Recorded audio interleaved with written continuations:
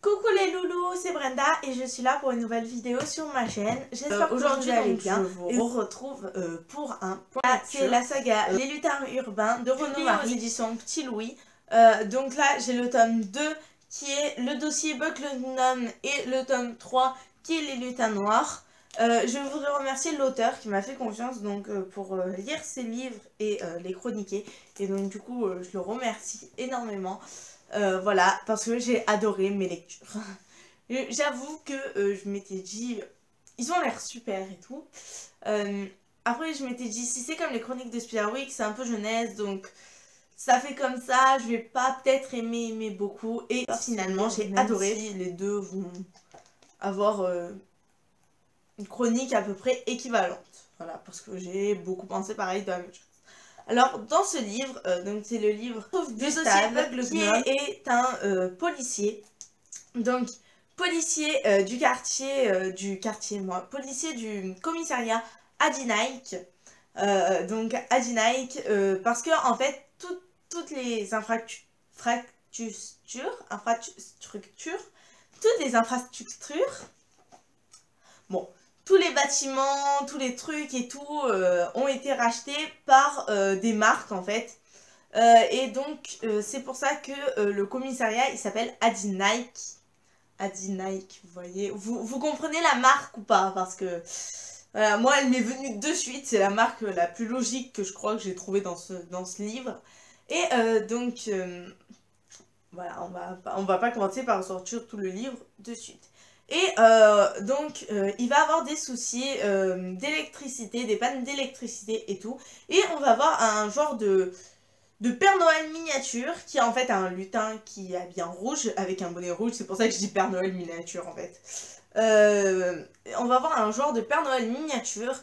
Et Gustave en fait a une grande imagination. Parce qu'en fait dans ses livres, pour pouvoir voir en fait tout ce qu'on imagine, il faut avoir imaginé quelque chose pour que la chose puisse vivre. Vous comprenez pas? Par exemple, si j'imagine un lutin, et ben le lutin va vivre. Voilà. Si j'imagine un lutin rose avec des petites fleurs, voilà. Et au plus il y a de personnes qui croient en ce lutin, au plus ils se répandent et tout, voilà. Et donc du coup il va avoir ce lutin rouge qui s'appelle Buck le Gnome.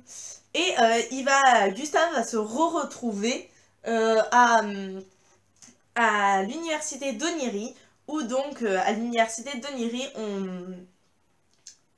on fait tous les trucs avec les lutins et tout. Et il y a le professeur B et la petite Loligotte, donc c'est elle. Et lui c'est NJ, ou le nain en fait. Voilà. Et dans le tome 3, on retrouve notre petit Gustave juste après, donc la fin du tome 2, on retrouve Gustave dans le tome 3. Et comme vous pouvez voir, vu comme le tome 3 s'appelle Les Lutins Noirs, il va y avoir des lutins noirs. Voilà, des petits rastas qui viennent de Madagascar. Enfin, qui les appellent les petits rastas, tu sais. Et oui, parce qu'ils ont comme Bob Marley, les rastas roquettes, vous savez, qui vont faire...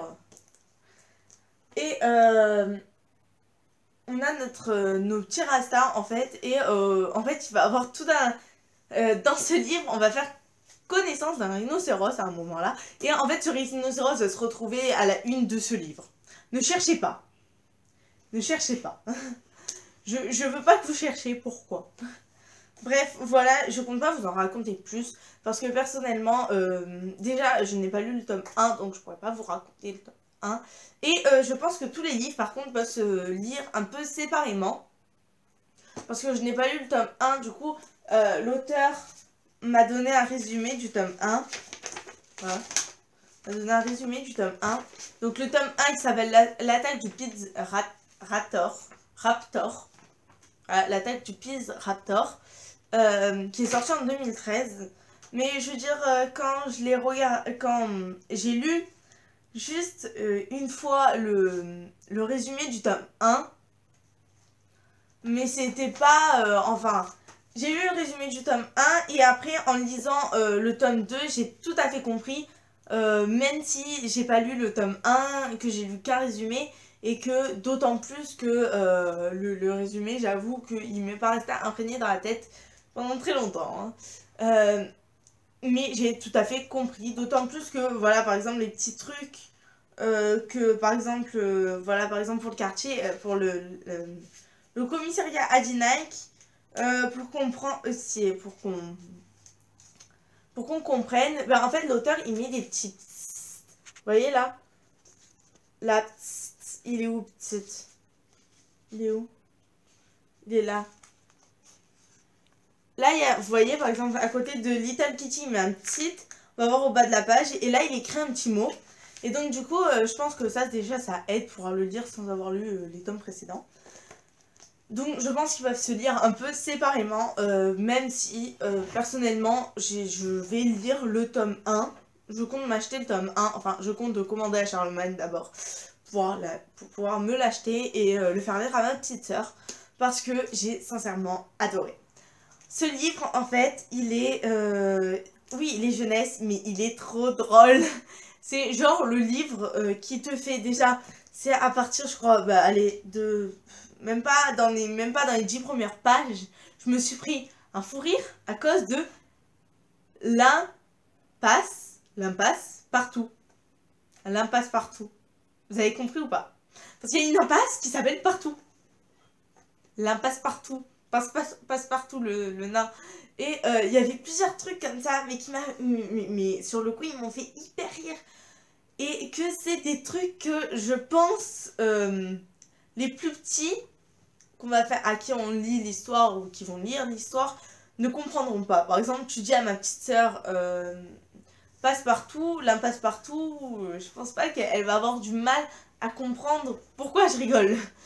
Mais même si elle regarde Fort Boyard des fois avec moi, voilà. Bon, je sais même pas si c'est fait exprès en fait ce truc, c'est ça qui me stresse. Mais c'est marrant en fait et c'est léger, c'est une lecture que j'ai vraiment adorée. Sans parler, le nain jaune est un personnage hyper drôle. L'oligote est un personnage très bizarre. Gustave, il me fait penser au... Vous savez, au petit... Dans les films, il y en a toujours un qui est comme ça, qui sait pas, qui est un peu... Qui est peut-être... Il y a un truc qui s'est mis à sonner. Qui est un peu...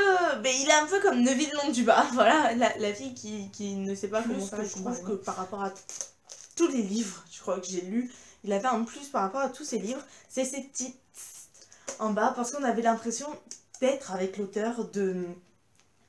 Je sais pas comment dire, on avait l'impression que l'auteur, il était à côté de toi et puis il venait, il disait « Hey, tu sais ça, hein ?» Parce que c'était pas genre des petits titres pour nous dire, voilà, c'était pas juste, ils ont changé de mot, de dire, au lieu de mettre une... D'accord. Au lieu de mettre une petite étoile ou quoi, ils ont mis petite. Non, c'est carrément... des fois, il nous fait des textes de 2 pages et en fait, c'est le bordel, j'ai envie de dire. Ce livre, il est juste trop bien. Je vous le conseille énormément. C'est sans déconner, si par rapport à tous les livres que je lis, ce n'est pas un coup de cœur, mais dans la littérature jeunesse, c'est un coup de cœur. C'est sûr. Voilà. Je tiens à le préciser. C'était juste... Déjà, il est très drôle.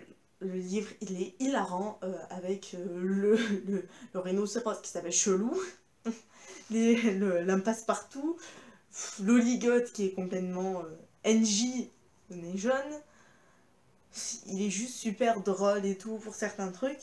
Et moi, vraiment, j'ai adoré. Je vous le conseille.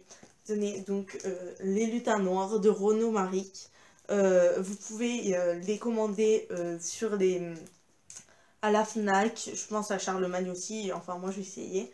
Mais j'ai commandé le tome 1 parce que sincèrement je n'ai pas lu le tome 1 et je le regrette vraiment de ne pas m'être penchée sur cette histoire beaucoup plus tôt. Parce que c'est un livre... C'est un livre, je ne trouve même pas de classification où le mettre. Parce que il est tellement drôle que...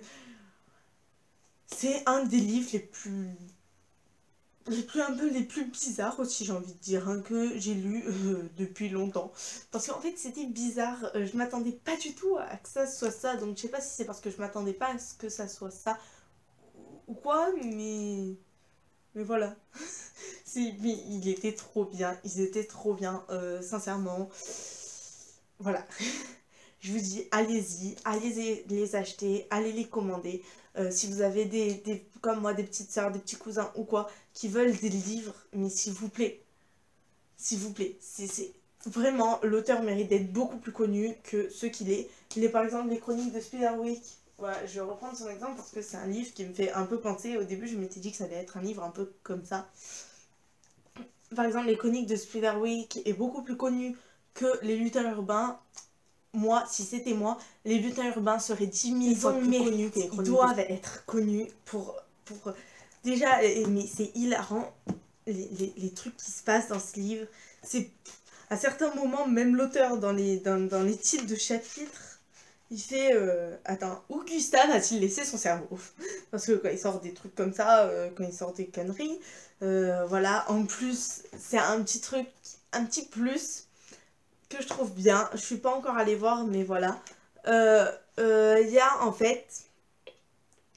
On peut par exemple répondre à cette question correctement concernant les lutins noirs sur les lutins urbains édition petitlouis.fr. Les lauréats se verront adresser par courrier électronique le diplôme ci-dessous représenté. Comme ça.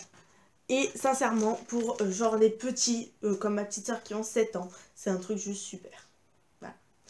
Je sais pas quoi vous dire d'autre, à part que ces livres sont super, que vous devez aller les acheter, que je remercie l'auteur de me les avoir envoyés parce que j'ai fait une découverte phénoménale et que je ne me serais pas penchée sur ces livres sans que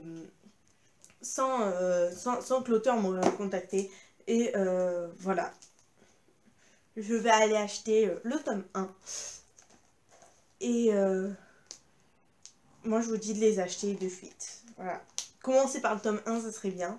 Mais par contre, dans les deux que j'ai lus, c'est Bug le Gnome que j'ai préféré. Parce que j'ai adoré, voilà. Mais les deux, ils sont super. Les couvertures aussi sont très belles, je trouve. Surtout celle-là, en fait, les couleurs, j'aime bien. Et celle-là aussi, en fait, celle-là, je préfère celle-là de couverture, mais celle-là, les couleurs et tout, elles sont trop belles. Et je trouve que ils se fondent un peu dans le paysage. Je sais pas pourquoi, les petits trucs noirs. Voilà. Je vous dis à plus, c'est une brique. Voilà. Et à la prochaine pour une nouvelle vidéo. Ciao!